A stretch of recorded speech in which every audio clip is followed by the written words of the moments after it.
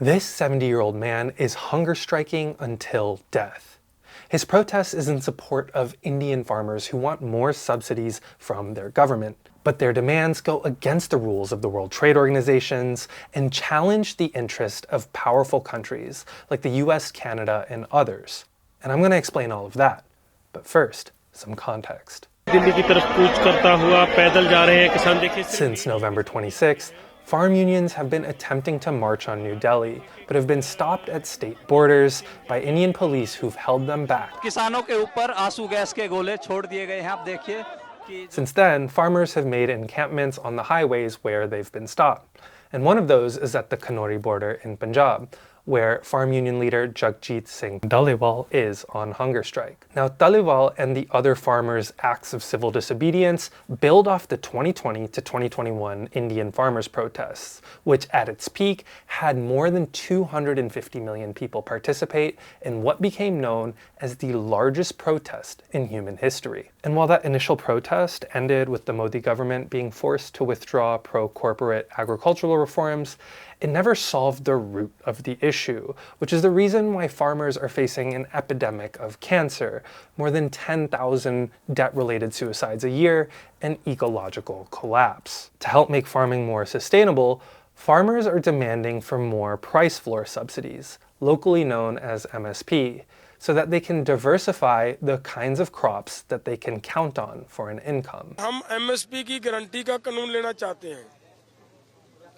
और WTO के अंदर हमारी MSP को खत्म करने के लिए आदेश दिए जा रहे हैं.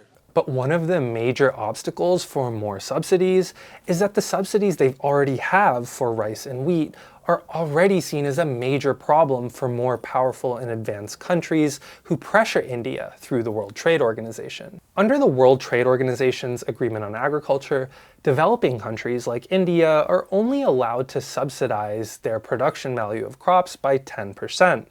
And earlier in November, the US, Canada, and 3 other countries accused India of distorting global markets by over-subsidizing their rice and wheat to the tune of 87% and 70%, which is way over that 10% cap. India says these claims are exaggerated based on old exchange rates and overestimates of what the government actually buys.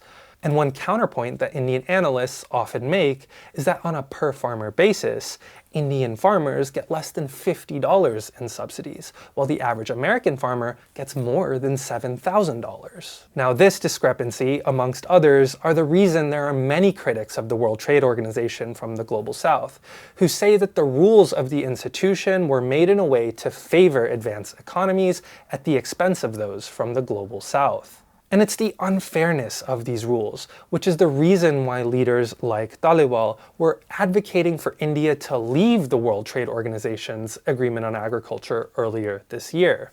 WTO के अंदर America ने एक case डाल रखा है कि भारत अपने किसानों को अब भी MSP दे रहा है, इसको MSP देने से बंद करवाओ. उसके लिए ये हमारी मुख्य मांग है कि WTO से agriculture sector को बाहर निकाला जाए. For now, India justifies going over its subsidy cap by invoking what's called the peace clause at the World Trade Organization. But life back home for its farmers is anything but peaceful. In face of forceful police crackdowns, farmers are calling for escalating tactics of civil disobedience. And other farm leaders across the country say they'll join Punjabi farmers if the government doesn't respond to their demands. In that time, there's a high likelihood that Dhaliwal will die from his hunger strike. But it's precisely the life and death stakes of his protests that are highlighting the unfair rules of the World Trade Organization and what reforms are needed if the more than 140 million farming families across India are to have a viable chance at a future in farming. If you want to learn more about this, I highly recommend you go to my YouTube and check out this documentary I produced for Vice a couple years ago called Why India's Farm System is Failing.